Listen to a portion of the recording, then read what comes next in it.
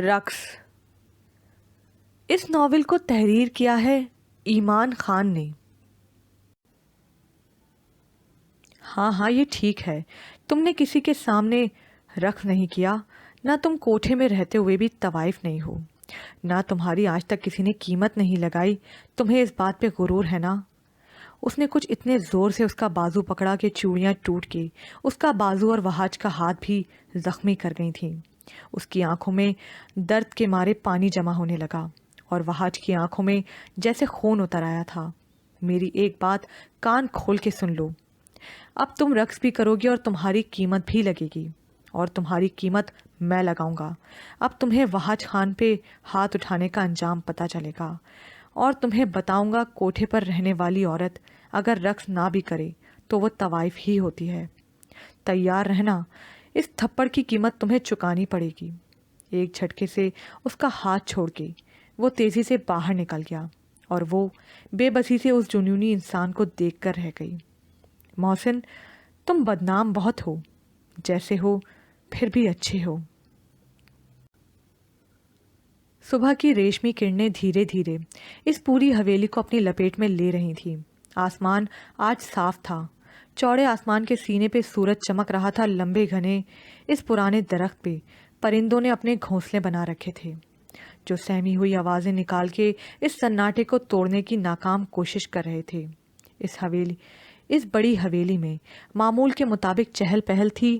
نیچے اس بڑے سے ہال میں صوفے پر میر داد خان کچھ لوگوں کے ساتھ باتوں میں مصروف تھے.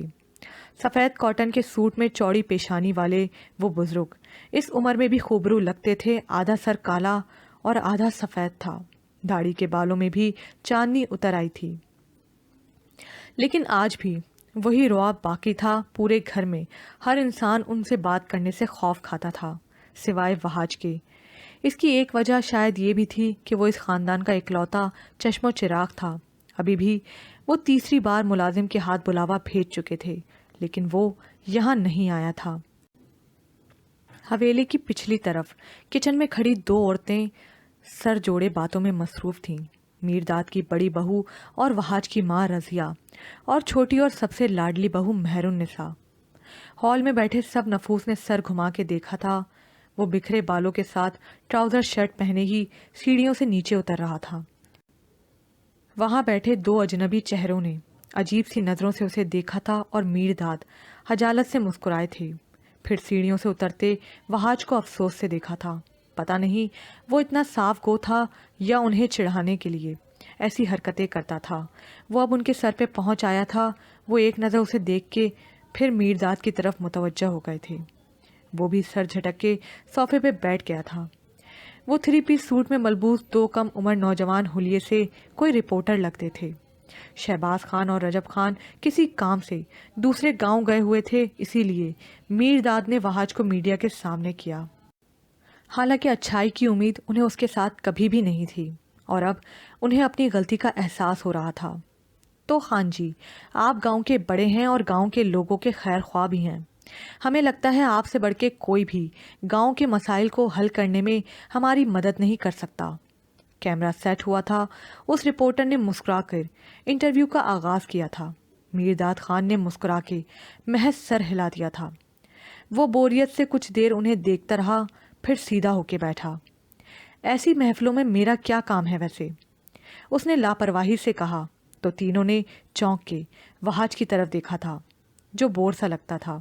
اب کی بار میر داد کی نظروں میں غصہ تھا. کیوں؟ میر داد خان کے بعد آپ نے ہی اپنے والد صاحب کے ساتھ مل کے گاؤں کی بھاگ دوڑ سنبھالنی ہے. رپورٹر تذبذب کا شکار تھا. مجھے تو کوئی دلچسپی نہیں. اس نے نیوز رپورٹر کے قریب ہو کے صاف گوئی کا مظاہرہ کیا. وجہ جان سکتا ہوں وہاج صاحب؟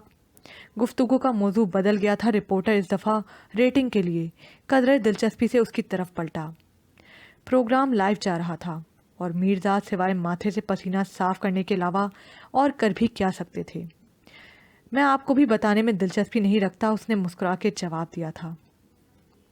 رپورٹر یکدم شرمندہ ہو کے میر داد کی طرف پلٹا تھا. تو ہم کیا بات کر رہے تھے خان جی؟ اس نے مائک درست کرتے ہوئے سوال پوچھنا چاہا۔ میں یہاں آپ سے یہ پوچھنا چاہتا ہوں کہ اگر یہاں پیداواری کی شرح زیادہ ہے اور یہاں غربت کی شرح بھی زیادہ ہے، اتنی محنت کے باوجود اگر یہاں کے لوگوں کو 2 وقت کی روٹی نہیں مل رہی، تو کیا میں یہ سوال پوچھ سکتا ہوں کہ یہاں کے لوگوں کی محنت سے جو فنڈز ملتے ہیں کیا وہ ضروریات زندگی کے لیے کافی نہیں ہیں؟ رپورٹر سنجیدگی سے پوچھ رہا تھا۔ اس سے پہلے کہ میر داد خان کچھ کہتے، وہاج نے ان کی بات کاٹ دی۔ میں اس بات کا جواب دینا چاہتا ہوں، مسکرا کے کہا گیا تھا تو رپورٹر اس کی طرف متوجہ ہوا تھا۔ آپ یقیناً حیران ہوں گے کہ میں ایک وڈیرا ہونے کے باوجود اس نظام کے خلاف ہوں، لیکن میں اس نظام کے خلاف ہوں۔ اس کے اس قدر اطمینان سے کہنے پر میر داد نے افسوس سے سر اٹھا کے دیکھا تھا۔ رپورٹر البتہ مائک ہاتھ میں پکڑے دلچسپی سے بیٹھا تھا۔ مجھے تو یہ سمجھ نہیں آتی، کیا ہم لوگ پاگل ہیں، بے وقوف ہیں، آنکھیں نہیں رکھتے یا دیکھنے کے باوجود اسے جھٹلاتے ہیں؟ کیا حکومت کرنے کے لیے ایک آدھ کوئی دوسرے ملک کی ڈگری، سیاسی بیک گراؤنڈ، 8-10 گارڈز ہونے ضروری ہیں؟ آپ کیا سمجھتے ہیں ایک عام کسان ان پڑھے لکھے لوگوں پہ حکومت نہیں کر سکتا؟ وہ تیزی سے مگر صاف گوئی سے کہہ رہا تھا، اور میر داد بس اسے دیکھ کر رہ گئے تھے۔ وہ ایسا کیوں تھا وہ کبھی سمجھ نہیں پائے تھے۔ میرے نزدیک امیروں کے بھیس میں چھپے ان وڈیروں، جاگیرداروں، حکمرانوں سے زیادہ اچھی حکومت ایک عام شہری کر سکتا ہے، کیونکہ اس کو کوئی چیز تھالی میں سجا کے نہیں ملتی، اس کا کوئی سیاسی بیک گراؤنڈ نہیں ہوتا، اس کے پاس باہر کی ڈگری نہیں ہوتی، اس نے پیٹ بھر کے کبھی کھایا نہیں ہوتا، وہ محنت کرنا جانتا ہے، وہ وہی ہوتا ہے جو بھوکے رہنے کی تکلیف سے واقف ہوتا ہے، وہ جانتا ہے سڑک پہ سونا مشکل ہوتا ہے، اور وہ یہ بھی جانتا ہے کہ مجبور باپ کی آنکھوں میں دم توڑتے خوابوں کی کیا قیمت ہے۔ وہ تعلیم سے محروم بچوں کی خواہشات کا احترام کرتا ہے۔ وہ دھیرے دھیرے بول رہا تھا۔ ماحول یکدم بدل گیا تھا۔ دور اس چمچماتے کوٹھے میں وہ جہاں آرا کے ہمراہ بیٹھی کسی ٹرانس میں اس کے الفاظوں کے سحر میں مبتلا تھی۔ وہ کون تھا، وہ کیا تھا، کوئی نہیں جانتا تھا، شاید وہ خود بھی نہیں۔ ابھی یہاں بیٹھے اسے تھوڑا سا احساس ہوا تھا کہ کہیں وہ غلط تھی۔ وہاں وہ ابھی تک بول رہا تھا، ماحول بدل رہا تھا، ریٹنگز بڑھ رہی تھیں، کوئی وڈیرا پہلی بار اپنے ہی متعلق بول رہا تھا، اور آپ لوگ یہاں بیٹھے جو انتخابات کے دنوں میں انہی وڈیروں اور جاگیرداروں کے پیچھے جوتے گھساتے ہیں اور بعد میں آ کے مسئلے پر گفتگو کرتے ہیں۔ اس کے اس طرح کہنے پر اب رپورٹرز شرمندہ دکھائی دے رہے تھے، مگر وہاں پرواہ کسے تھی؟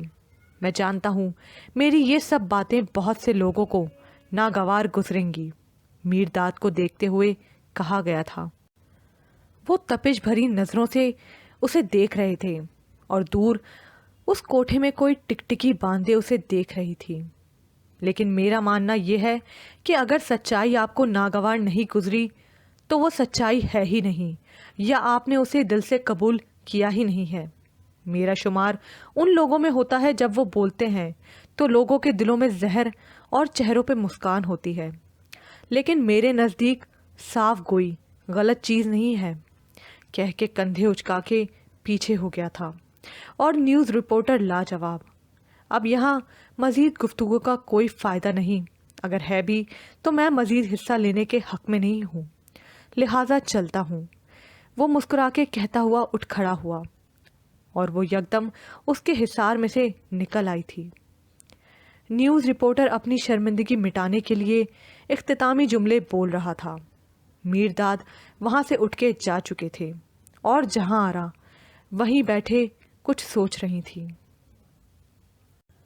میں دریا سے بھی گہرا ہوں، تم دریا سے بھی ڈرتے ہو؟ دوپہر کی تپتی دھوپ اور جولائی کی گرم ہواؤں نے اس شہر کے ساتھ ساتھ اس حویلی نما کوٹھے کو بھی اپنی لپیٹ میں لے رکھا تھا۔